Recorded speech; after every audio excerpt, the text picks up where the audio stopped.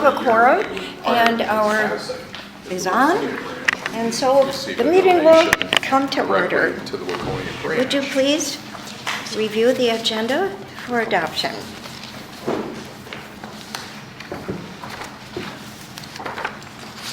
May we have a motion and a second to adopt? Motion to adopt. Second? Second?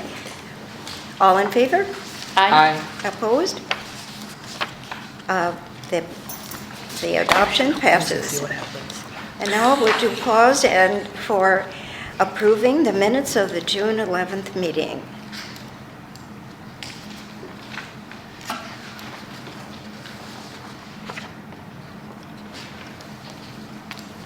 Propose to approve. Are there any corrections and additions? No. Okay, may we have a motion to adopt the approval of the minutes of the last meeting? Motion to adopt. Second? All in There's three of favor? us, so we'll just go. Opposed? The motion passes. And now welcome, Lori. Welcome back to you also. And I see our friend Jim is not here today. May I ask if we received any wishes to anyone to speak with the board? Any calls? No, no one else today. With that, Lori, we remember the wonderful report you gave to us, illustrated in all. The city council had all of these marvelous plans for a new civic campus. And how is it going? Well, Chair, thank you for having me again. You can see it is underway. I have three things I was going to tell you about today, and that is definitely one of them. So the quick slides, I'll just start with, we had a significant redevelopment proposal come through over the last year, and the Chanhassen Cinema. And I want to be really clear, that's the movie theater and then not the dinner theater, because we've had a number of alarm calls that the dinner theater is going away. Not the case. It is the movie theater that's been closed for some time. And then the Country Inn and Suites will both be demolished, and we have about 300 apartment units and 14,000 square feet of restaurants and retail that'll be built. I think in Minnesota we call that kitty corner, like diagonal from City Hall. They have gotten the demo permit for the cinema building, so sometime in the next month that demo will probably occur. If you're a big Prince fan, go take one last picture with the mural. The developer is planning to do a new Prince mural. There's some talk that it'll be by the same artist, maybe a separate artist, but they are going to replace the Prince mural with something new. One of the cool things that the city did, there's a lot of interest in having small businesses. I think in all communities, you want to have that nice mix. And in order to help make that more of a reality for this project, we included all of the sewer and water access fees, which is a super boring topic, but a really big barrier to a small business. It's usually a large payment that's required up front. And so we required those costs to be embedded in the construction costs. So if there is a small business that's interested in opening, a clothing boutique or a restaurant, it's a significant barrier that we've removed. So I like to say, if you know anyone who's thinking about opening a business, we have an economic development manager who's really great at helping people develop business plans and connecting them with resources. And this project will not be done until end of 2026. So it sounds long, but really to get a business up and going obviously takes a long time. So it's not too early for people to be thinking about going into this project. We do hear from the developer that they've got good interest. We have almost no vacancies for retail or restaurants in Chanhassen. Gina Maria's Pizza, kind of a local favorite. The building that they are in over at Cross Highway 5 at 320 Lake Drive is proposing to be redeveloped. And they are kind of like, wow, where are we going to go? There are no openings. So this project will really help kind of address that need and bring some new businesses to town. So the first few pages are just different renderings. If you haven't seen what this project will look like, just a couple of different views. Council spent a lot of time focusing on the aesthetic, really wanting it to blend into Chanhassen. And we're not a historic downtown, so we're not trying to make it look historic, but we also didn't want to look too contemporary, really going for something timeless. And the library came up a lot in these discussions. People would say, you know, the library, how many years do we just celebrate? 20? 20. It's 20 years old, but it still basically looks brand new. It still fits with surroundings. And so the library was often that model of, can we get something like that that ages really nicely? So a good compliment. Yeah, so that's the first, I think, 3 pages is that project. Next big project is the one the chair mentioned. Hey, Commissioner. All right. Civic Campus. You can see the big hole in the ground. We broke ground right around June 5th, and some of your staff was there to help us celebrate that. That was great. We're going to build the new City Hall, is underway now. Once that's complete, next July or so, we demolish the existing City Hall and we add a splash pad, a performance space, a park building, a playground, really wanting to make downtown a destination and give people a reason to come downtown and kind of couple their trips. A couple summers from now, it'll be great for somebody to go to story time at the library, hang out at the playground and splash pad, bop across the street to Byerly's to get a picnic lunch, come back and eat that. Just a really nice gathering and focal place. If they have the stamina, maybe stay for a concert series in the park in the evening. It's a kind of a couple of a year project. So like I said, City Hall should be done next July. We won't do anything to interrupt the 4th of July, but then once that's complete, then we can tear down the old City Hall and start the other improvements, and those will be done by the following 4th of July. Patrick and your staff here have been great partners. Construction is messy and it's hard and it requires a lot of communication and questions. We've got a banner in the hallway that has our QR code so that hopefully they don't have to field all of the questions, but really appreciate kind of that partnership and patience that's required to make a big project happen. Hi, Judy. And then the last page is just some snapshots of what it's going to look like when it's all done, if you haven't seen these. The one I get the most questions about is the one in the upper left. That is a depiction of what it would look like if the farmer's market is held on the open lawn. So those are white tents. They're not permanent structures. That's the one that people seem to go, what is that? New senior center. The senior center has been temporarily relocated out to the rec center, which is going well, but it's crowded. And it's not as quiet as a lot of our seniors would like. So they are also being really patient and are excited for their new space. It'll be bigger. It will have better acoustics, better sight lines, a maker space. It's going to be a really great facility. Oh, I know. Yeah, it's exciting. So those are the things that are underway. And then the other thing that I brought was information on the referendum that the city is holding this fall to build a new community center. The Chan Rec Center is attached to Bluff Creek Elementary. It's basically a gymnasium, some meeting rooms, a dance studio, and a small fitness space. That was built in 1995, and our population has more than doubled since then. And so probably since about 2017, the city has been working on what comes next, looked at whether there was the ability to expand at the current rec center, and essentially between wetlands and the desire not to lose the athletic fields that are really well loved and used at that site, there just isn't room to expand. And so looking at building a new community center in the Avienda development at Highway 212 and Powers. It will be funded by a combination of a local option sales tax and a property tax levy. For the average valued home in Chanhassen is $600,000. It'd be about $17 a month in property tax. And then that local option sales tax is about $35 annually per person. Got some offsetting other contributing revenues to the capital. And then the facility really should be able to operate net neutral. You can never hope to repay the capital costs of building the facility, but with user fees and room rentals, we should be able to have it break even on an operating cost and save a little bit towards its deferred maintenance.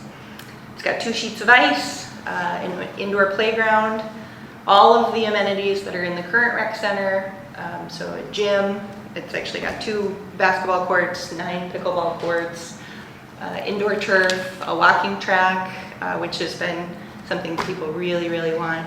The walking track will be free for everyone all the time, which would be a great amenity. And I think I covered everything else. Restaurant, bar.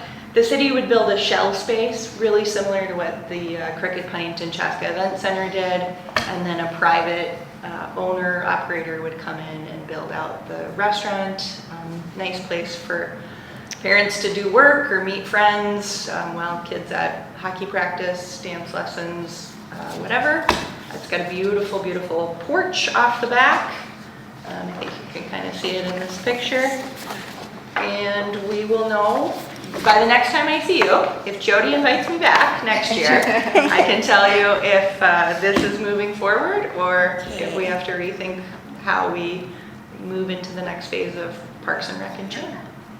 So I'm trying to get shorter every time I come so that Jody will keep having me back. So that is what I have to share with you today, but I'm happy to answer questions about it. We like more, So but with what is the access, what's your timeline for this? It'll take about a year to fully design.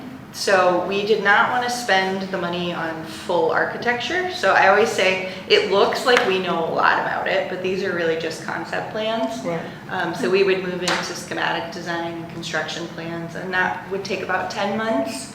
And then we would hope to break ground the following spring. So I think it could be done in 2027 on the most aggressive schedule. And the way construction costs are escalating, I think we would try to go as aggressive as we could. That's what we did here. What is your population now? You mentioned that it was doubled. Yeah, we're just under 27,000. 27? Oh, Yep, yeah, and- thus we are 28,000 in Chaska. I know. We used to be neck and neck, but Chaska's overtaking us, and someday Victoria's going to overtake us all. Oh, this is going to be the place to be, I can say that. I have another question. Did you have any outdoor library plans? Some kind of feature? Did that ever come up in discussion?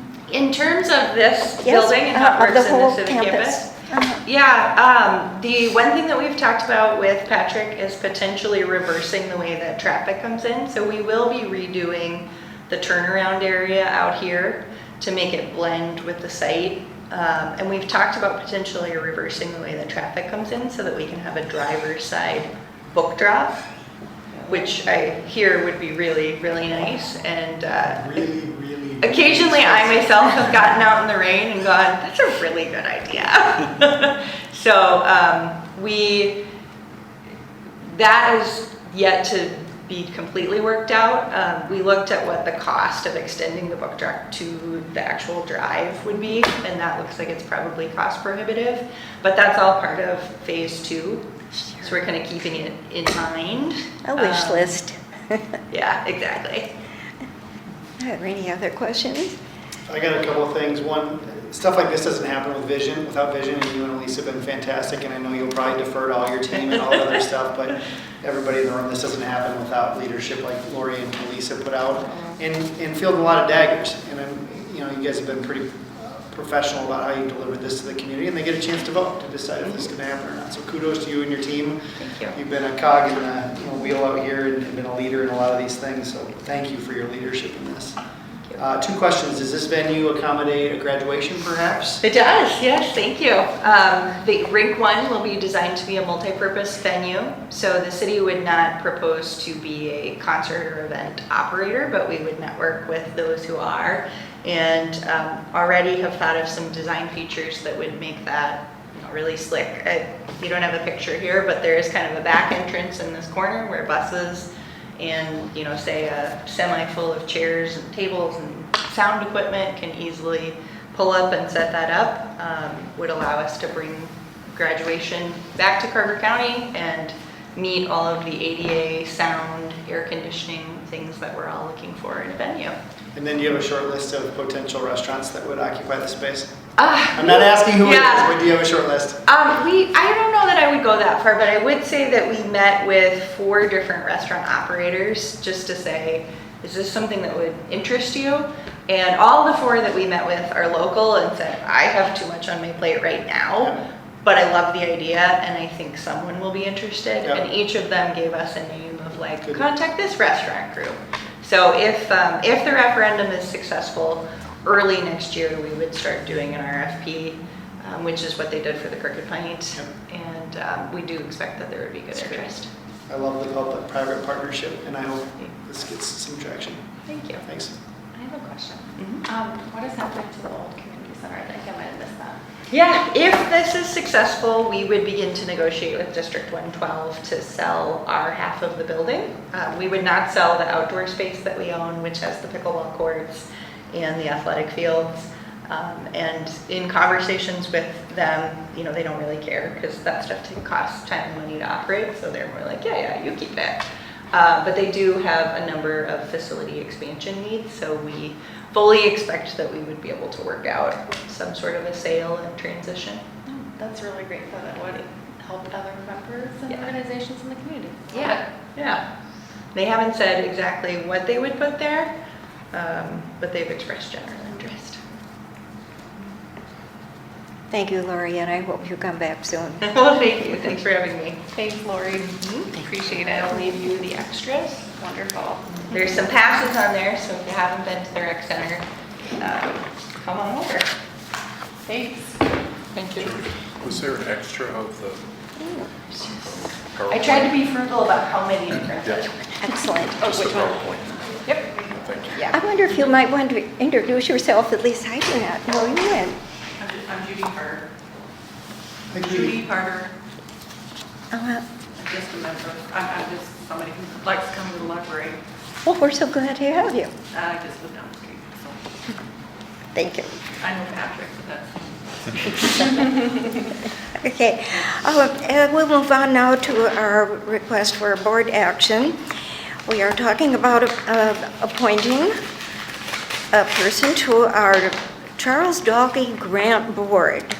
This board is made up of the library director, the branch manager on a rotating basis, a member of the Friends of the Library on a rotating basis, and a library member, one of you.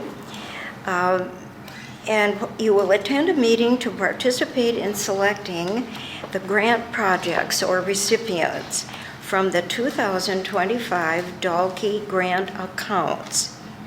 If I recall, annually we can select something up to $100,000. This is per year.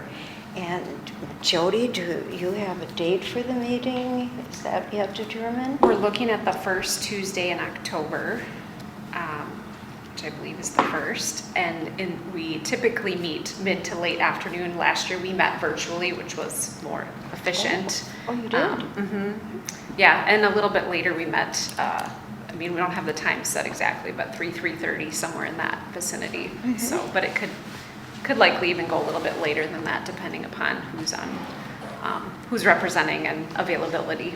Were you going to meet here, or I think last time I met was here? Would it be in Chanhassen, or where would you be meeting? We may meet virtually. Okay. Like I said, last year we did that, it was really efficient. It is nice to be in person, but worked really well with different people across the county to just come online together as well, so. Yeah, how many projects or recipients? How many passed all of the various levels to be considered like this? So last year we just had one proposal, one new proposal, and then was it two that carried over? Yeah, that was Jennifer's, the first one. Correct. And so we don't know at this point, the proposals for this year are not due until the fourth Friday of September to my desk. And then at that point, I will compile and share out with our board that's set to review them. So you just have a few days to review them. We meet, we're on kind of a pretty tight timeline because then ideally the next following week, those recommendations would come back to your full library board. And at that point, you would choose whether to recommend which ones to move forward to the county board. So again, kind of have a tight timeline that we work through to make sure we can get it all ready to roll for the new year. And this is we're heading into the fourth year of the Dalkey grants. and I know Stacy was just sharing, she was Yes. reading about them. So to give just a little quick oversight of what that is, in 2021, the library received a very generous estate from Charles Dalkey, who was a Carver County Library patron and Carver County resident. And at that point, our director, along with county administration and the county board and library management, put together a grant process in place so that staff would continue to have this opportunity to request from these generous funds. Cool, so that's how it works. Library staff say, I see a need, and they write a proposal for what they're asking for, how they see it maybe impacting the community, and then as the grant board kind of compiles it. Got it. Right, Okay, and there's cool. there's a scoring rubric that we work through. Charles has served on it previously, as he indicated. Twice. I Twice, think. actually, and Gwen has served on it as well, so. I think there's a requirement that has to meet some requirement framework Sure, that is specifically targeted for the library and the library benefit. right, Yeah. right.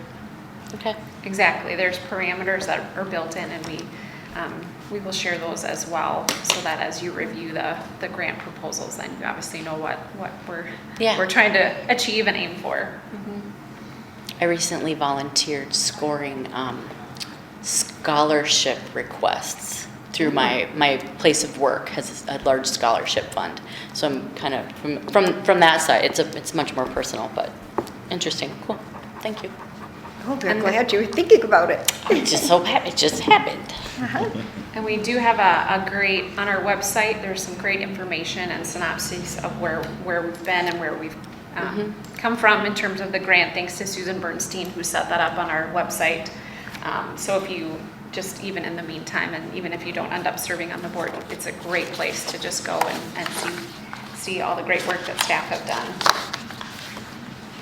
Maybe one of you would volunteer. I'm interested. I'm interested in doing that. I don't know if there's like an official or if someone else is as well. I'd like to formally nominate Stacy. Is there a second? You got your wish. I think it's interesting. Say no more. Yeah. Who seconded it? Oh, so I have heard a Charles motion, and all in favor of Stacy to be our representative on the Carver County Library Board Dalkey Grant. Everyone in favor? Aye. Opposed? I can eye Stacy will be our representative Thank on you. the Charles Dalkey Grant Board. Thank you so much, Thank Stacy. you. Yes. Goes to rock, paper, scissors after that. For our unfinished business, we have talked a bit about the Minnesota Library Association Conference. It takes place in Rochester this year. And would you have any words that you have learned, and have you seen some of the programming? We have not seen any programming yet. They have not released the full detailed schedule, but we do know it is Thursday, October 24th and Friday, October 25th, as Jan said, in Rochester.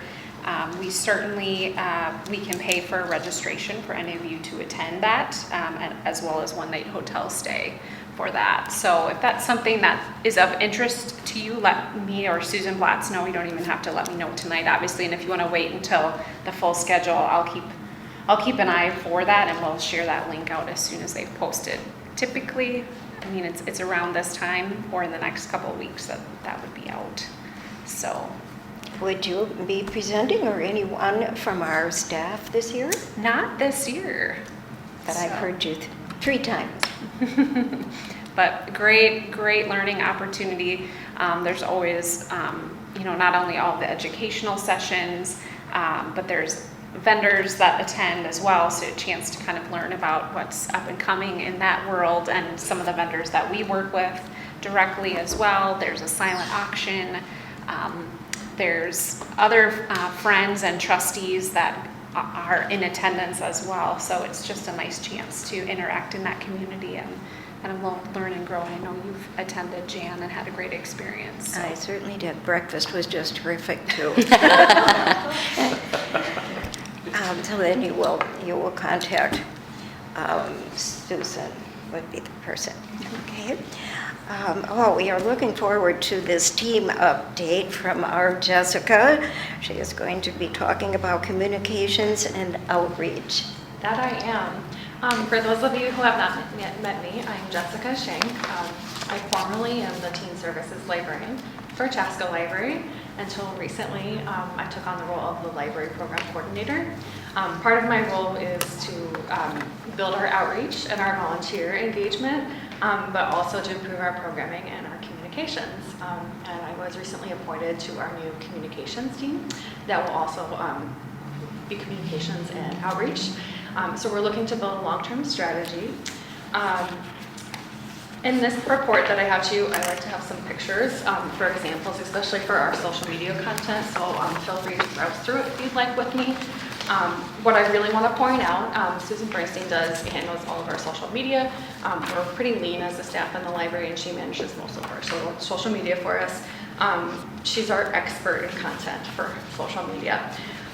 What we are seeing over the last year is that we see net overall growth across all of our social media channels. So that means our newsletter, our YouTube channel, all social media, either Facebook or Instagram, everything has gone up. And if we compare it to a comparable county, say Anoka, we are doing really well. In particular for our YouTube channel. Susan has compiled the data here for us, and you'll see that there's only one other county who's even comparable to the stats that we're getting and engagement that we're getting with our YouTube channel. Hennepin County has 1,400, almost 1,500 users following them on YouTube. We're 2/3 of that. And so for our size to have that much power and influence in the library world is pretty impressive.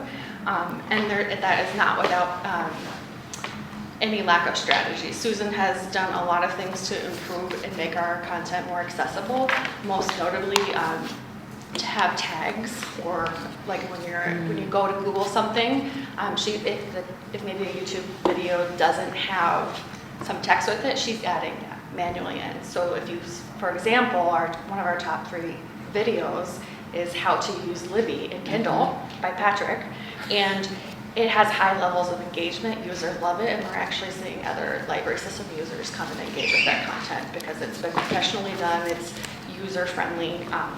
So Susan has done some great work to make our information more accessible to our users. And additional to that, we're seeing increased engagement with our users in community, either like on community pages. So we are members in like Real Life in Chaska and Waconia Facebook groups. We're seeing people tag us on social media, and then we are resharing it so that we are keeping that momentum and keeping that community strong on social media. That goes a long way to spreading the word to the users that maybe aren't familiar with our library branches. We are considering a switch to a new newsletter platform. That's not because what we have isn't working, but we'd like to capture some of the demographics a little bit better and track some of that data a little better. One of the things that I'm really excited about is that in September we'll be reconvening our communications team, and I will be leading that with Patrick. It will also be focusing on our long-term vision for communications and outreach. That will be something that's a little bit different for this group. Our goal is to create a long-term strategy that really has a roadmap for us to be successful. So that means serving all members of our community as a top priority, but then also reducing barriers for our community members to our content. We want our information to be accessible and user-friendly. So whether that's meeting ADA standards or making sure that we are networking and being involved with different community partners that we maybe haven't had contact with, especially since COVID, that's important to us. My philosophy is that the library now, post-COVID, is a community hub. We're seeing that overall in our world, and people are looking for community-friendly spaces. So we want to partner with colleges, we want to partner with volunteers, we want to partner with schools, organizations. These really make some beautiful and wonderful connections.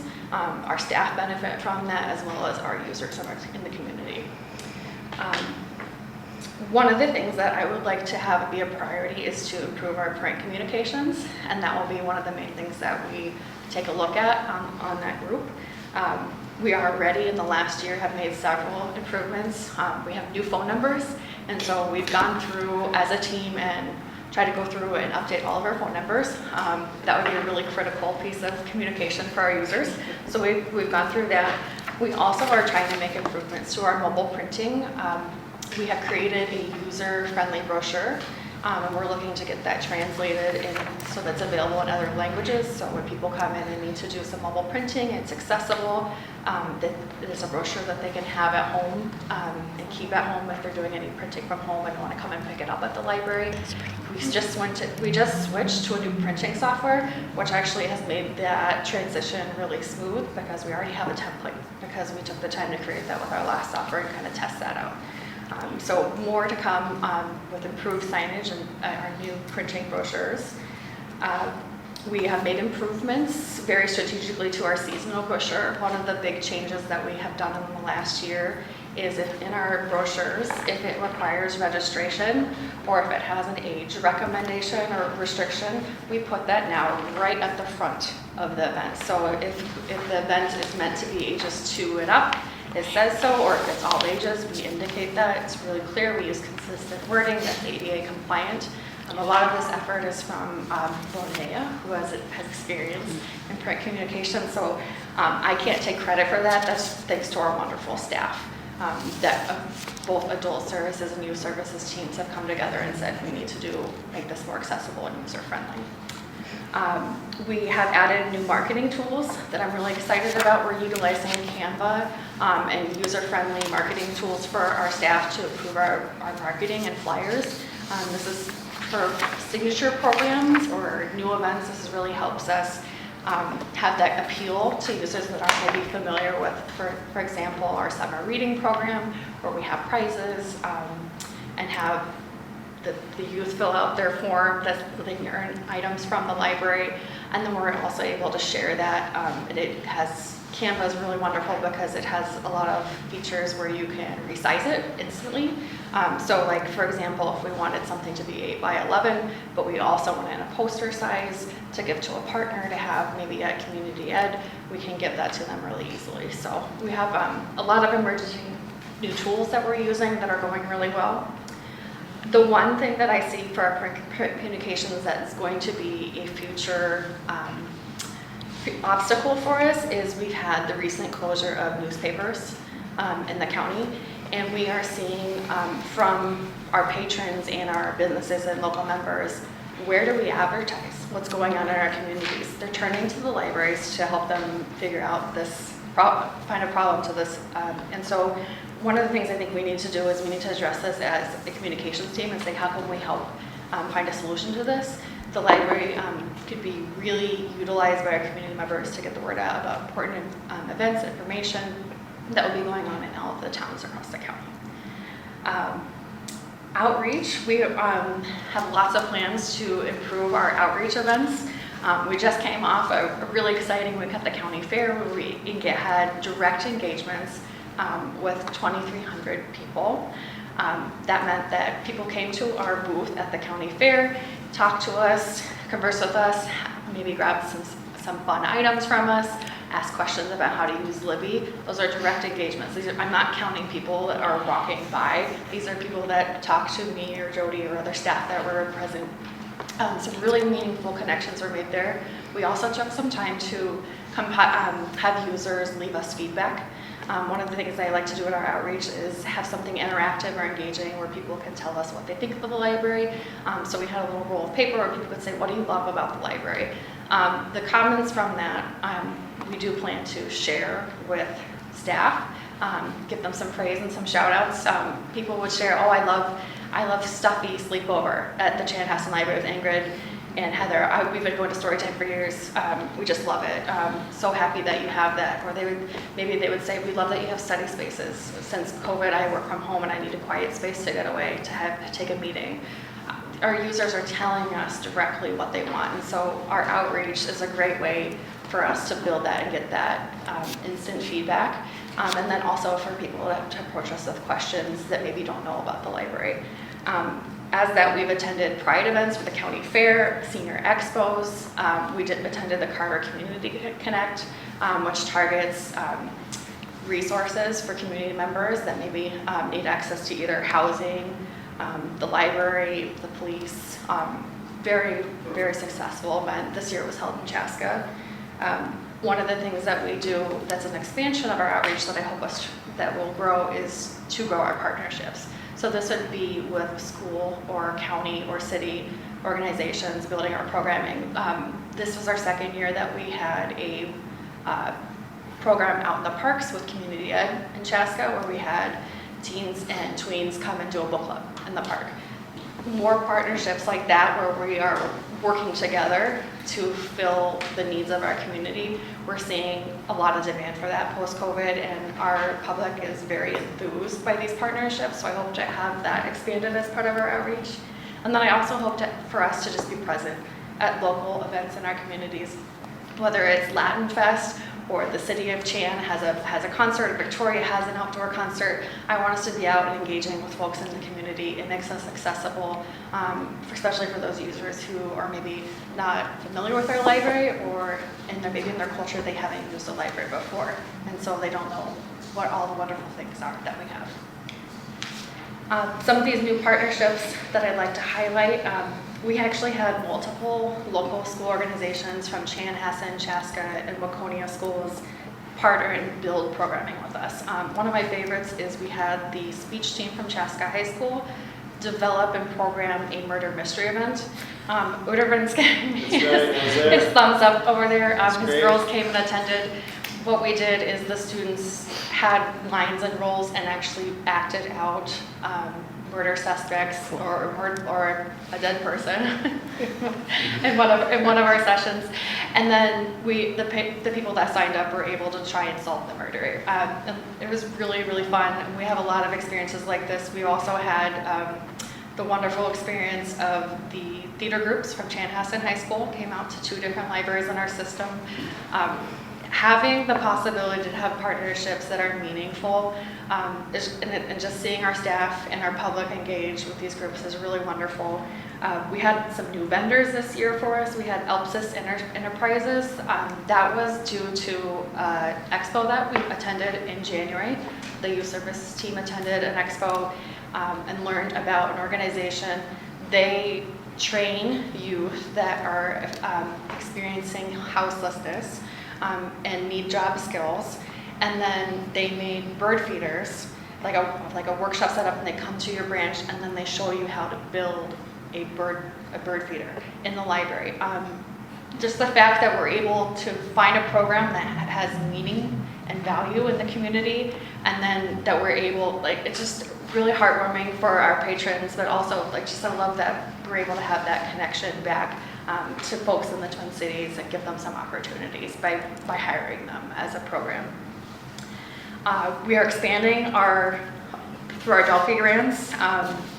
We have added some Spanish story times. That is the work of Jennifer. We've had all 6 of our branches have had story times in Spanish or bilingual for our folks that maybe were in attendance and only speak English. That's been a delight. I hope for us to grow that, not just for our Spanish-speaking community, but other bilingual programming in the future. We're seeing a demand for that. Users are looking for that experience, especially having immersion schools in the county. I see a strong need for us to connect with that community. In addition to that, one of my roles is to kind of oversee our volunteer system and improve that. We have made some adjustments since I have come on and continue to keep us in alignment with the county. We've added a new brochure that helps users know what options are available. We frequently ask, what do you have for volunteering in the library? Well, this is what I have. So we present them with a brochure that makes sure that it's clear we're 13 and up to be a volunteer. But if you are a community organization, you would contact me and I would custom build you a program. We're available and work with our managers and our youth and adult teams to get those organizations involved. Our focus with this is to have meaningful interactions so our volunteers can have meaningful experiences through the library. And so what that looks like is changing our website to make sure everything is up to date, having a brochure that makes it really clear what kind of volunteering we have, adding ways for the community organizations to reach out to us. We want to standardize our process so that it's really clear, accessible, and then welcoming to all of these organizations that are interested in partnering with us. What that has resulted in is several highlights already in just the last 3 months. We have created a youth advisory group for ages 10 to 13. We have had a teen advisory group for ages 13 to 18, so this would be an introductory group. It's service-based. The members meet once a month, currently at the Chaska Library, and they kind of decide with the librarian how they might have an impact in the library. So they give us direct feedback for that tween age group, but then they also get to do a service project that benefits the community directly. That's been really a delight. The photo that I chose to include for you is the flower pots that they painted to be given to a local senior center. We also have a community garden that has been started at the Chaska Library, utilizing our seed library.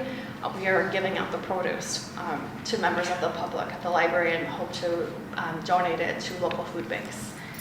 We have a vibrant teen volunteer network.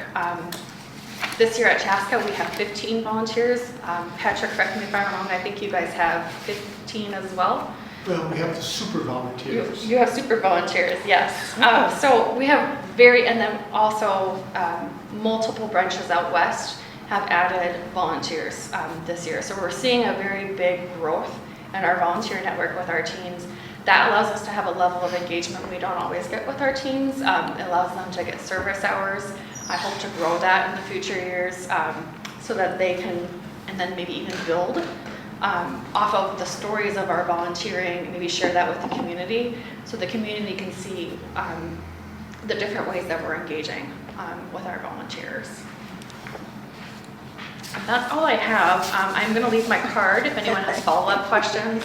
I love working for the library. If anyone has questions, I'd be happy to answer any. How big is your team? How many you shared all of those programs? So the communications and outreach team, I think we're about 6 people. What I'm really good about, given that I've worked with the youth service team and have connections with the adult services team, is I like to pull in the individual teams and kind of strategize what we can focus on. When this team starts meeting in September, we're going to be building a long-term plan. I don't expect this to happen overnight, but I am technically a team of 1 at the moment. It was very nice of you to list so many things. I have lots that I can share with the Library Foundation. They want to hear what takes place, and you did it so nicely. Thank you. You're welcome. Great update. Any questions? I So agree. Just rattling it Great off. update. Do you know how many immersion programs we have in Carver County? I know Academia is one. So just the one that I know of right now, although Cologne, I think, has some language programming they're considering. Yeah. Yeah. My head's spinning with all the stuff you shared. It's really good. I like it. And that's just you doing all that? It's not just me. I really utilize team members. A lot of this report is things that came out of other teams that work together. For example, the updates to the brochure, that is both teams coming together, and Linnea is the former lead of the brochure team, and she's done a lot of great work getting our brochure up to date for ADA compliance. Lots of dotted lines from individuals to the communications team. Yeah, we're something we do really well in our library system is we are lean. Use the county's budget, but we really support each other really well, and we think things out pretty well ahead of time. Thank you. That's great. Thank you. Lisa, you are very inspired, and this is your passion. I live in, so something I didn't share is I live in Carver County, and I have kids that attend school here. We moved here in 2019. I really firmly believe in being invested in the community you live in. So yeah, this is my job is not just important because I'm passionate about libraries, but I'm passionate about Carver County. Well, it's a privilege to have you, and thank you so much for such a Yeah. report. Thank you.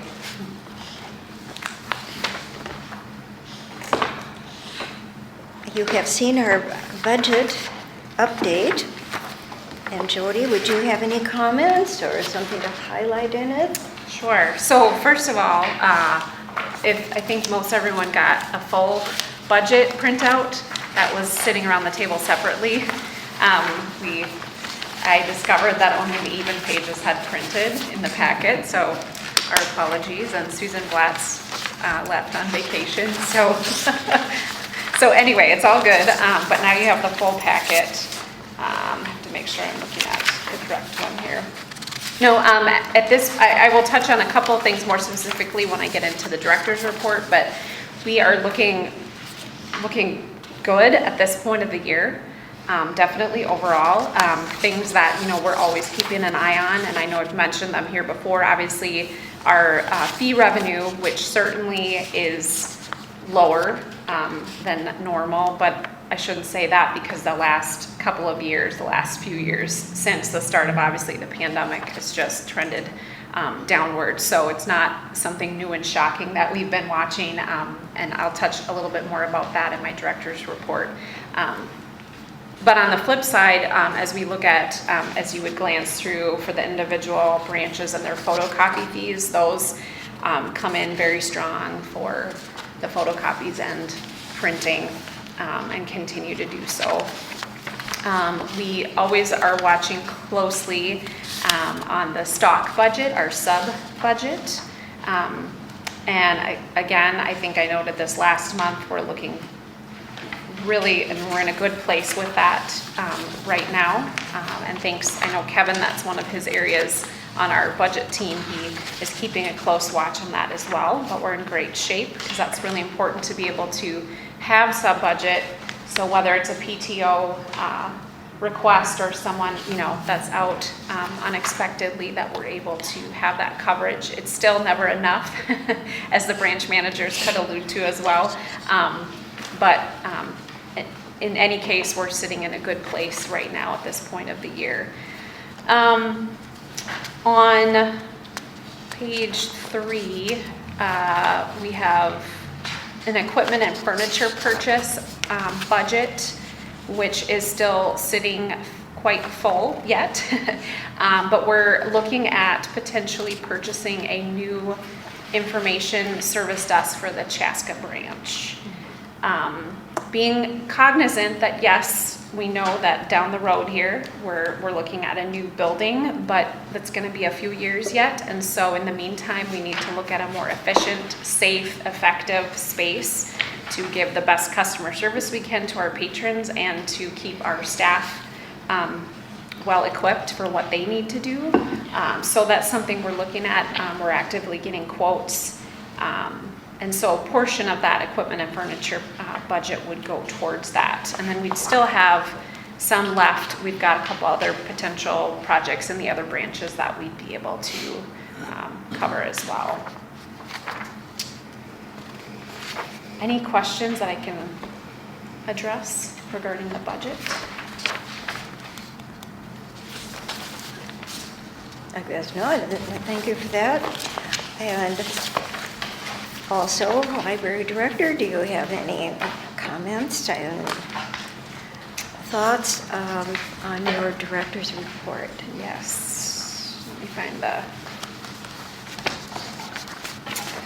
All right.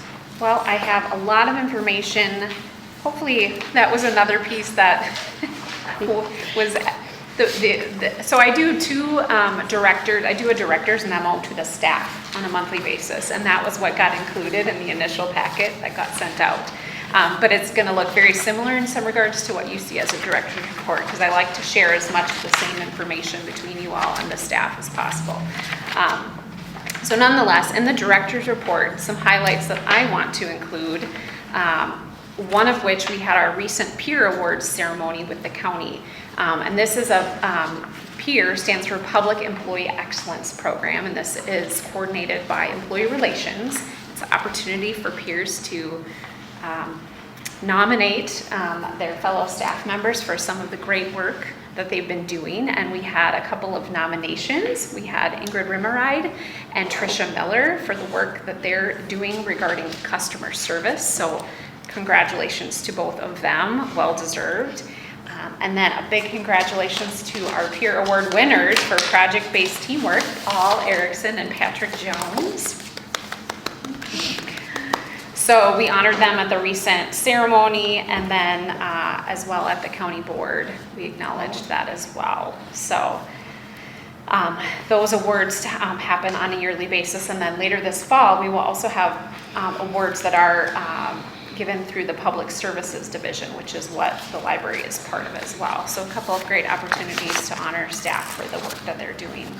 I didn't see anything here, but what comes with, is it a trophy, a plaque, honorarium, a gift certificate? I mean, what comes with that? I'm just curious. It's a little plaque Plaque, nice. and the jewelry.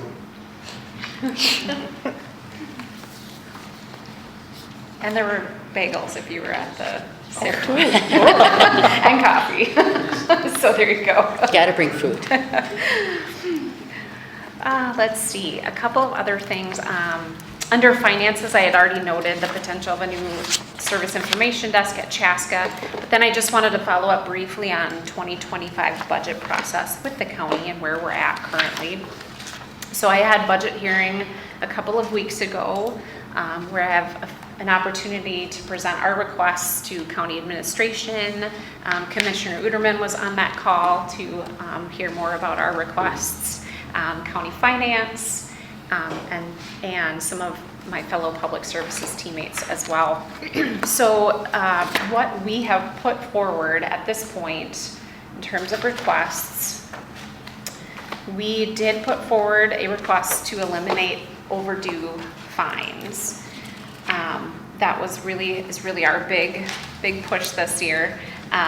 But either way, what I described to at the hearing was that either way we need to right size our budget, because clearly if we look at the numbers that we're pulling in based on what's being budgeted, it's not lining up. So we need to look at that if we aren't able to eliminate the overdue fines at this point. But that's really what we would like to see happen. Why are we seeing a decline in fee revenue? Certainly the implementation of automatic renewals impacted that greatly last year, and has continued to do so. Certainly we see an increased usage of our digital resources, and that continues to grow, and that certainly can have an impact on that. With our ILS system, our integrated library software system, we have implemented over the last couple of years multiple email notifications, which although we can't specifically track that, we would like to assume that that's helping encourage people to bring back their materials. And so again, that would be impacting what we're collecting currently. And then as we move forward, we're also preparing for the virtual library card project as that continues to roll out to our students, to our districts, which we are going to be launching District 112, Eastern Carver County in the fall, which is huge. So very exciting. And of course, if you think about eliminating library overdue fines in general, this is just really a growing trend across the nation and across our state. We looked at how many Minnesota libraries across the state are completely fine-free now, and it's almost 60%. And only 23% remain any sort of remain to charge any sort of late fees. So it's just something that we're seeing. We're the last of two MELSA systems that still charge overdue fines at this point. It's Anoka and Carver. And it's tied to customer service. We have so much crossover usage. Chanhassen obviously sees a lot of Hennepin folks. I mean, some of our other branches do as well. Scott County coming to Chaska, and so those patrons are coming to us and saying, "Why are you?" It's just a customer service challenge for us, if that makes sense. And certainly, it's those other bigger picture philosophy things like eliminating barriers to patrons that aren't able to pay down those fees, and being able to promote equitable use of our library resources. So there's a lot of important pieces behind why we would want to go in this direction. Jody, is the fine free something that, I know you talked about bringing it to the county. So is the county the ultimate determiner of, yes, we can do that, or no, we can't? Okay, Right. okay. So that's why it's going forward as a budget request. Got it, okay. Right. What we'd be looking at is an adjustment with, or a request for budget from the county, and then we would offset some with some of our MELSA revenue that comes to us through. Got it, yep. Through that as well. So Okay. we'd be coming in to look at what would make most sense from both parties, if that makes sense. In the scheme of things, our overdue, it looks like 17,000 or so that we budget or expect. So currently, what's total in budget for that is actually 71,300. You're probably looking at that very top line. I am, yeah. Yep. There you go, look at each Yep. library. And so each Gotcha, library okay. has, it's They gradually itemized. build to Yeah, get, okay, gotcha. exactly. Total. And our best projection and best estimations, we're sitting in the 30 to 40,000 range. You know, at this point of the year, we don't know exactly what we're gonna end up taking in at the end of the year, but based on projections I've worked on with the accountant, somewhere in that 30 to 40,000 range. It's quite a bit more Maybe Crown substantial. sponsorship, huh? Dee? Huh? Public-private? Nope. No, I was just like, I was 17,000, I'm like, okay, it's not awful. At 71, you start talking about, I mean, that's employee and benefit and like, obviously substantial impact, so. Right, Okay. exactly. Cool. So I should move on just to share some of the other requests that we put forward. We did move forward with an FTE request to fill out 3 of our part-time library assistant positions to become full-time positions. So each of our library clusters then would gain that in FTE potentially. Again, this is a request that goes to the county board, goes through work sessions to determine if that would move forward. But obviously, all the other departments are vying for FTE requests as well. But that was something that, as a leadership team with our branch managers, we felt like that was a really important and strong request to move forward, because we're seeing so much, or we've experienced so much turnover in those part-time positions. I mean, you need some part-time positions, obviously, but we have 2 full-time library assistant positions that have been in place now, and the retention for those has been terrific. And we just feel like it cuts, you know, we put so much training and staff resources when we're, you know, bringing on board new part-time people all the time. So we'd really like to help with that longevity piece. But if you have 3 part-time right now and you want to collapse it to 1 full-time, what happens to the other 2 part-times? Oh, no, so I apologize. So we would expand 3 part-time to 3 full-time. Oh, okay. I'm sorry. I thought you were Yep. collapsing it to 1 full-time. I'm like, wow, what happens to I'm that? sorry if I wasn't clear about that. Yep. And that's overall for the entire, like, group? Library system. Okay. Yep, exactly. You invest a lot of time training. We do. And then the other additional requests for this year, our annual library furniture and equipment replacement budget of $20,000, and that's a pretty typical request. That really helps us to be able to, just like whether it's the new desk at Chaska or we've done other reupholstering projects, new furniture, fixtures, things that we want to keep our libraries fresh, and this allows us to do that on an annual basis rather than like wait and hold all those requests up, you know, every 5 years and try to fill them all at once. So we're able to go through a rotating process for that. And then on the fee schedule, the county fee schedule, there's several requests, some of which are tied to the overdue fines, some of which are tied to adding some additional storage devices. What am I trying to say? USB, yes, go ahead, Paul. Yeah, the media conversion lab that will be rolling out. We want to be able to offer USB and other forms of storage, removable storage devices. So we set a fee schedule for those.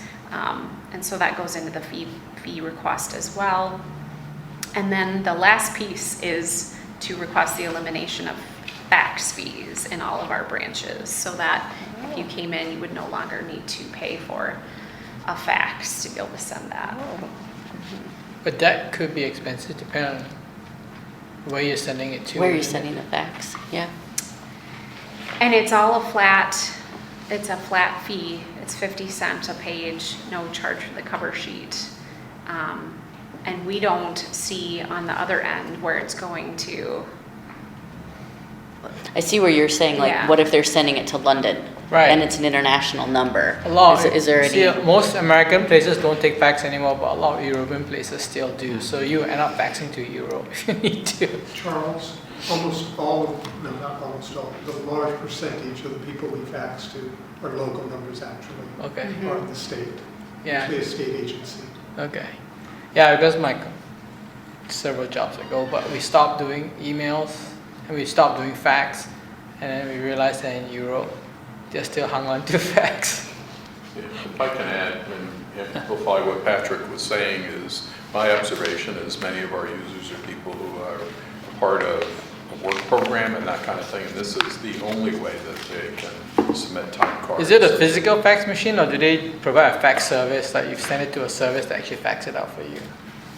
It's bundled into our Your phone system? our public printing and public copier devices and scanning devices. So it's an all-in-one device that has a phone line coming out the back, Okay. as well as other. Because the other option is that you can scan it and then do an e-fax, and it faxes out virtual for you, so there's no actual phone line involved. That's always a question that we ask, is if we can scan it and email it first, Right. because that's free. Right. Okay, sorry. Is that it for your? One other item for the director's report is just noting some conversation that is starting surrounding extended access. Yeah, I was going to ask you that question. I had it marked up here. So some of the management team was able to go down and tour and have a presentation down at the Elko New Market location, library branch in Scott County, to learn about their extended access model. And so it's something that we are starting conversations about for the Victoria branch, whether we could pilot it in that location. You would still need someone there though till close, is it? Because if you want to, I think I read it, they go from 6 a.m. to 10 p.m. So what happens at 10 p.m.? There's automated messaging that comes over the intercom through the And software then the system. light cuts? And then the lights dim and the computers shut off. Okay. Mhm, mhm. It's all good I can news. see that you probably wouldn't have a use for this. No, But I think it's cool. I used to be a librarian in high school, and we stayed till like 9 p.m. and then we would run like crazy because it was pitch black, and a bunch of us would freak out and run to the bus station to take a bus home. I read something about you sort of have to, if a patron wanted to use the extended access, let's say in Elko New Market or in Victoria, like they make a request and there's a conversation that's had and they sign, a waiver that says, I'm not going to bring 50 people in here with me. I don't know what it all says, but it's pretty tightly controlled, I think. You get a key card, if I remember right, or at least in the example. Right, and yep, exactly. The folks in Scott County, you have to physically come in to sign up for the service and go through kind of a tutorial process with their staff there. Okay. Mhm. So it's still you have to register to. Not everybody can do it. It's just specific registered patrons. So if you're like a Carver County patron, you can come in and request to And sign up for You the have to service. request and go sign up, and then Mhm. So there's another step. Yeah. So beyond your regular library card to sign up for the service. What Do- is the do they- budget? Go ahead. What is the budget to start up, let us say, at Victoria for technology and so on? We are in the works of determining that. We're hopefully early September, we'll be meeting with a vendor to determine initial costs and what that looks like. Because obviously there's the initial startup costs and then there's ongoing maintenance costs per year as well. So that will be important questions that How many hopefully we'll- libraries has Scott County implemented?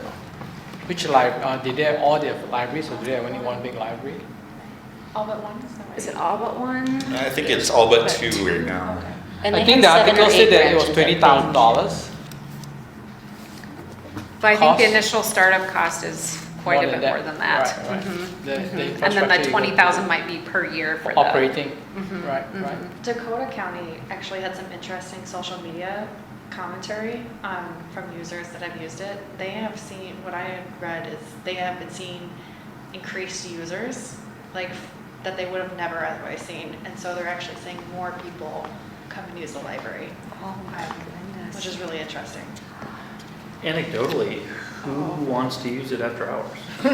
People that might just want to come in and grab that next book. A lot of the commentary on Dakota's social media page was sometimes you just need that next book, like right away, and you just want to come in and grab it, where you couldn't get in during the day to pick up your holds. Maybe you need to do a last minute print thing because your printer broke and you need something for a report the next day.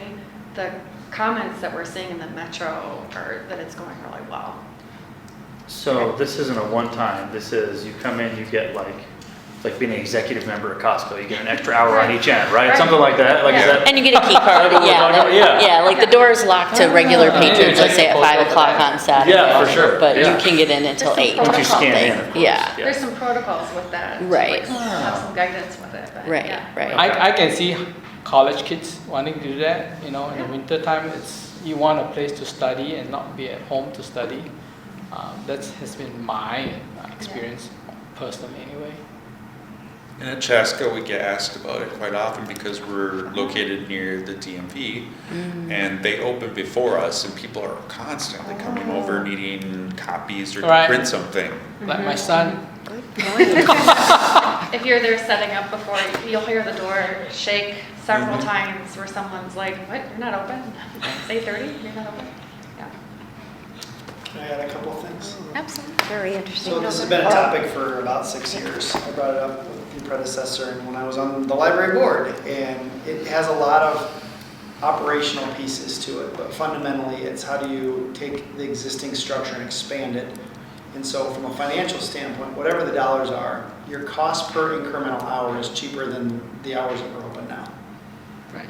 So saying that differently, if Chanhassen, for instance, wanted to add 2 hours a week or 2 hours a day for 7 days, that's 14 extra hours. Those additional 14 hours, if you take the total cost and divide by the 14 hours at one location, your cost per hour of service to the community is this compared to what the current operating is.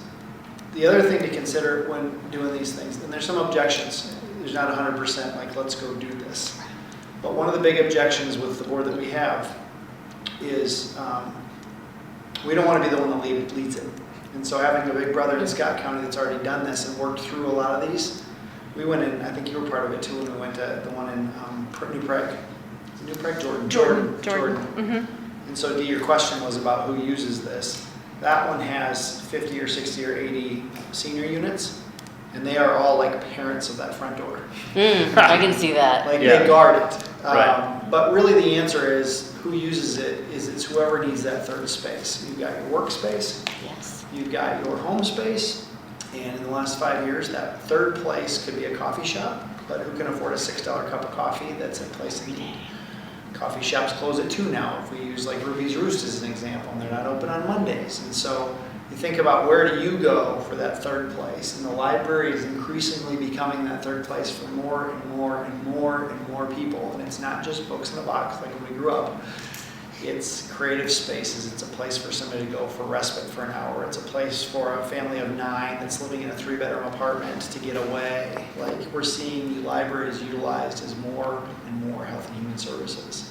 So the questions I've asked is, should Jody and the library have to fund all this, or can we do it in partnership with public health to say we need those spaces and places for community gathering, we need those spaces for respite, we need those spaces for mental health. So it's not just an extra hour to goof off on the internet. It's really truly part of the core. And we thought the best plan was to have at least one branch test it, work out the bugs, get all the feedback, and then whenever Chaska gets built as a new library, then you're ready to go. So the cost to retrofit is not prohibitive. You can just build it into the building of the library. And of course, the big question always comes is, Sally and Jim get out of the bar at 2 in the morning, do they zip over to the library to do their thing, right? It's like, it's never happened, but it could. And so everybody's like, it could happen. Or, does Phil and Sally, do they want to go shoot up drugs? I mean, those are the extreme examples that none of these systems have seen. Not one of them. And so when you're having those conversations, a lot of it is how do you address the bookends? And I think the biggest addressing of the bookends is there's 42 libraries that have done it in the metro already, and we can lean on their expertise, which 6 years ago we wouldn't have had the chance to do. So, and you have to also make room for there's legitimate objections. I know that you've had some challenges in the Northeast, and you've had that instance where people are in the bathroom, and when that sticks in your head and somebody's doing drugs in the bathroom, it impacts the experience for everybody that's used to doing traditional library. And so there needs to be space at the table to be like, wait a minute, are there fears? Are they founded fears? How do we overcome some of these challenges? Does law enforcement have a role? Is there cameras that go back to 911 so you can monitor all those things? The community will come out, and you should be prepared for it when they ask those questions. So I just wanted to offer that. I've been fully in support. I'm a huge fan. I think it should happen. I think it's great. The other caution I would say is if Victoria's going to outgrow the library, there's no reason to put the infrastructure cost in for it to get ripped out and have to go do it at another branch in the future.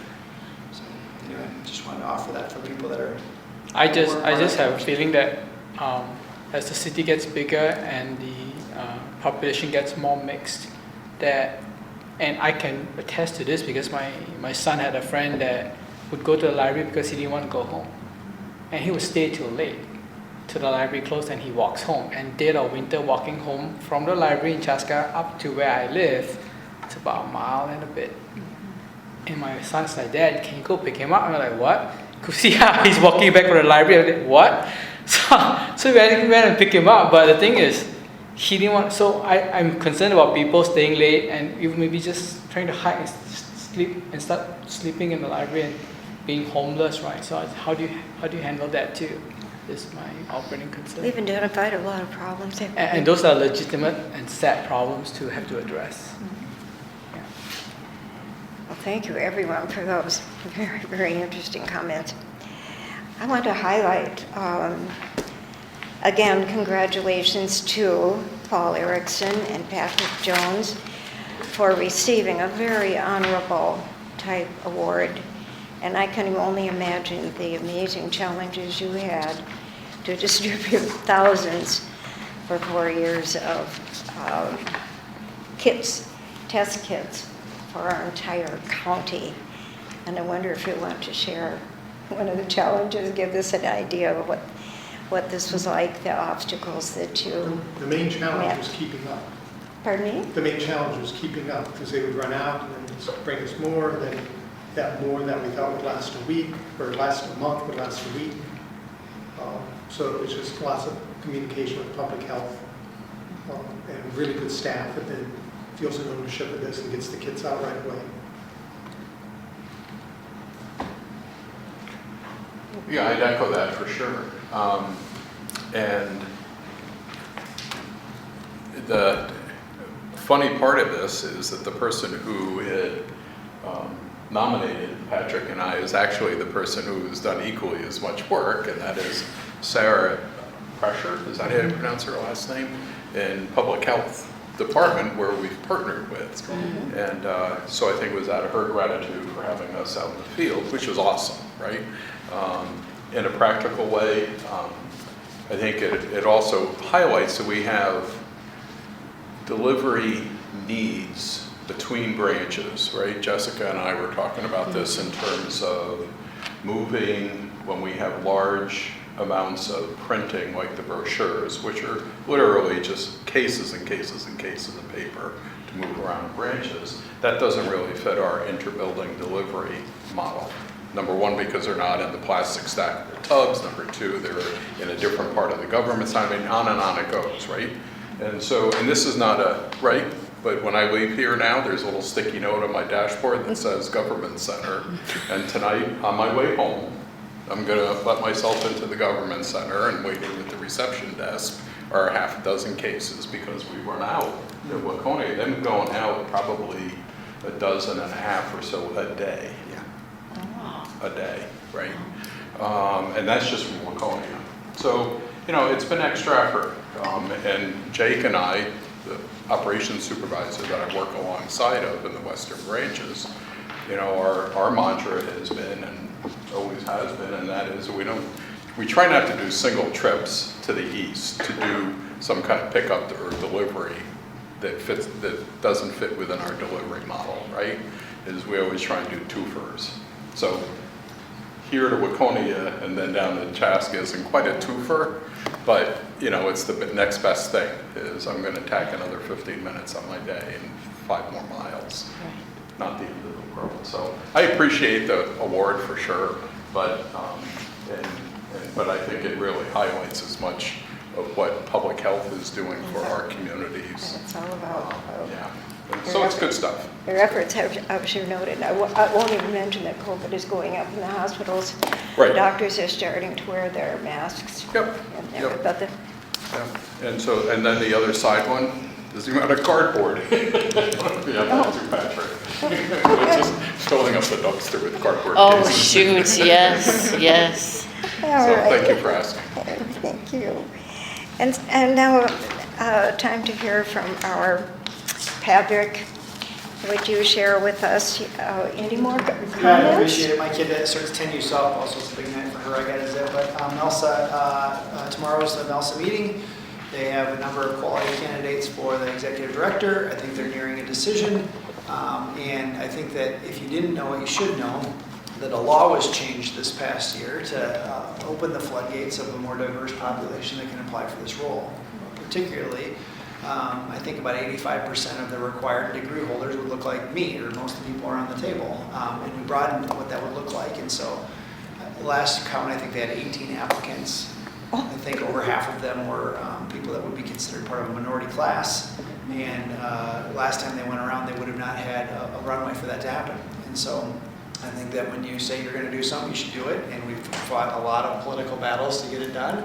And we're seeing the fruits of it. And I don't know what the end result will be, but the process has been eye-opening to see the amount of candidates that you bring to the table. And so that's MELSA. You should probably see a little bit more money trickling this way because we had formula changes. So that's good. Those actually are favorable to Carver County as a percentage. And so Jody knows there's a pocket of money there and she can use it well because sometimes you hit the Dalkey budget, but that's a one-time thing and it shouldn't be used as a crutch. And then aside from MELSA, I wanted to say I think we're facing like a $2.5 million burden from a budgetary perspective. And so when you talk about the list, our administrator is trying to get that whittled down. And the administrator made a recommendation. The majority of the board, I will say I dissented, favored a 7.4 to 12.4% county line tax increase year over year. I just think that's crippling for a lot of people. And so even with a 7.4 to 12.4% potential increase on the tax line, we're still facing a $2.5 million budget shortfall. And so they go to all the division directors, they go to all the different things. And so what typically happens is all the goodies, all the added is like, nope, we're going to stay status quo for another year. And what does that look like? And so that's not to be discouraged on, but it is, where can you get creative to do some of this stuff? Sometimes it's private foundation money. Sometimes it's grants. Sometimes it's patrons that want to donate to the Friends of the Library. You know, there's different avenues and pathways to be here. And sometimes it's through legislative priorities asking for things. And so anyway, just paint the picture of balance to say, don't hold your hopes. And then also for the next 5 years, the most sizable planned incremental headcount comes from the libraries because we're planning on having a Chaska location open up and the headcount to go with it. And we know that 85% of our budget is labor and the things that go along with labor. And so the practical reality is when you open up a new library, it's larger, you're going to need more staff. And so those things are being planned. And Jody's doing a nice job of advocating for those things, but I didn't want to leave without giving you a little dose of reality, I guess. And then, you know, fines have long been a conversation point. We're not talking about the return of materials. People need to return those materials. We're talking about fines where somebody doesn't return them and then they finally eventually return it back. And we do have some mechanisms in play. There's the amnesty day where you can get $10 off your fines. I think we still do that. Is that right? For teens. Just for teens. Yep. I don't think we apply fines to some of the titles, or at least we didn't for a period of time if they don't get returned on time. And so there are some relief points, but it looks like through the digital we're moving in this direction, you're responsibly going about it, whether people like it or they don't, this is what's happening, and we need to trend it out, that we're not gonna collect 72 grand a year for the next 10 years. It's not gonna happen. So, anyway, those are my thoughts. If anybody has any questions, quick before I say. Any questions? Thanks. Thank you for sharing your report. Thanks, Matt. Captain? You have in front of you my report for this meeting. I did a report for the July meeting we didn't have, which didn't even pack. So I will refer to those things then. For summer reading, in addition to the drawing and the activity card, we had art programs at both Chanhassen and Victoria, and we had performers at both Chanhassen and Victoria, both to great success. Main thing I want to do is read something to you from June 27th to the friends of the Chanhassen Library. The Bacon and Bloodies 2024 event held by the Stained Apron Fundraising organization collected donations for the Chanhassen Library. We would like this donation of $5,000 to be earmarked for children's programming as well as new titles for teens and young adults. Signed Tim, Tom, and Ginny Kirsten, founders of the Stained Apron. And I've already spent $1,000. Was it fun? Thank you. Thank you. Kevin? I know we're under a time crunch, so I'm just going to highlight from my report some of the partnerships that have really bloomed, sometimes figuratively, in the past few months. Our Cultivation Commons was in partnership with the City of Chaska and the Master Gardeners, and again, we're going to give that back to the community. We're already seeing produce and putting it out for our community. Down at the bottom, we partnered with Cub Scout Pack 301 and have had some amazing programming as a result of that. Like last night, it was over 60 kids come through to build Lego cars and race them. Oh, my goodness. We had our history display up at the community center all through July. And also our book club in the park, so with Parks and Recreation, that partnership has been really strong this summer as well. And finally, right next to the Chaska Library is the Chaska History Center, and we partnered with them to do our own Lego programming too. So it was really fun to tie our community history with the love of building. Oh, yeah, that's terrific too. Thank you so much. Could I just add to the report that the Chaska Friends Group had a 3-day indoor book sale during the River City Days in July. The unofficial earnings are $3,000 and a little bit more. We were pretty happy with it because we moved indoors. Previously, our history is it has been out of doors, but there wasn't a tree in sight this year. They had to be removed.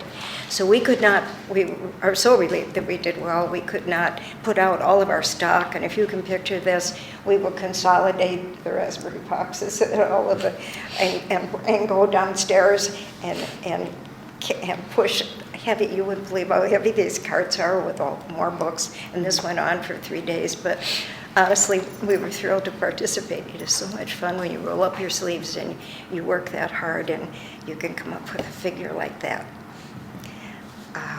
My next report will be from Paul. Thank you. So just to get out of the way, the negative one. So you may recall last March is the front entryway of the Waconia Library has been vandalized with paint. And from time to time I get a letter from the victim witness manager from the Carver County Attorney's Office. And this is just to inform me that the library, that the review hearing has been continued. So as far as I know, the person that was apprehended for this particular incident the trial still hasn't happened yet. It keeps getting continued off. So just interesting update, no real evaluation there.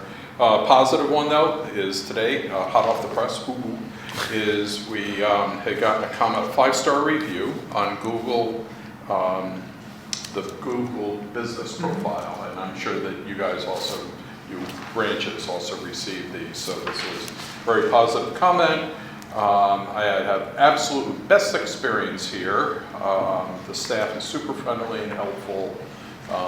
It went on for some other positive comments about their experience at the Waconia Library.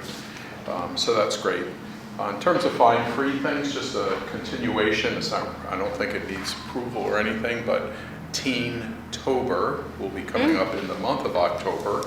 And one of our traditional elements of Teen-tober is that teens can apply for up to $10 of fines waived on their account. And so we'll continue that this, and of course, and also as a part of Teen-tober, then is a bunch of whole wonderful programming like the 6-word writing contest and some other things like that. So Teen-tober coming up.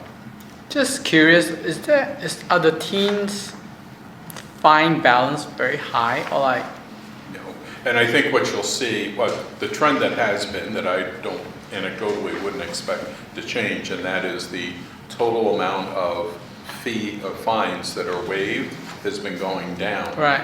And simply because our other elements of automatic renewals, e-books, right? Many teens, I mean, their reading habits have shifted more over towards e-content, for which by its definition doesn't have any overdue fines. So It just Plus pulls back. e-library cards, the virtual library cards. Right. So, you know, my personal opinion for just one person, that is that we continue to offer it because I think it still has public relations value. And I'm not being hokey about it. It just is, I think that there's an element of that. To remove it would have just horrible, I think, the public relations feel to it.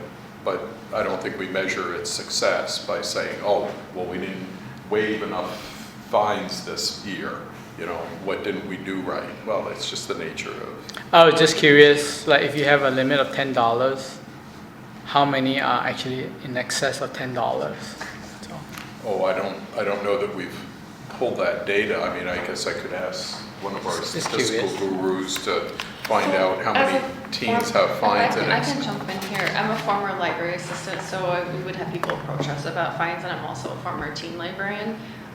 We don't see a lot of people get above the limit that would block your card is $25. Okay. And usually at that point, our teens just stop lending ever. And so it's for our teens that maybe don't have access to a job and already have a barrier, maybe having a ride to the library, they get a big fine, they're just not, they just stop coming. They don't pay the fine, they just stop coming. So what I've seen is for the teens that do need the fine waiver, it gets them back in the door, and then we're able to coach them to have maybe better habits with their library card. Because we'll in particular see parents be like, I'm not paying your fine, and then the teen's just unable to lend. So we don't want that. Yes, okay. Thank you. Yeah. Thank you so much. We have received the media packets, and thank you so much for that wonderful CNN report regarding our states and other states' pushback on book bans, and also thank you for the Min-Post update on extended hours. It certainly prepared us for this meeting. Are there any other additional comments? May we have a motion to adjourn? Motion to adjourn. Second? Second. All in favor? Aye. Opposed? The motion, the meeting is adjourned.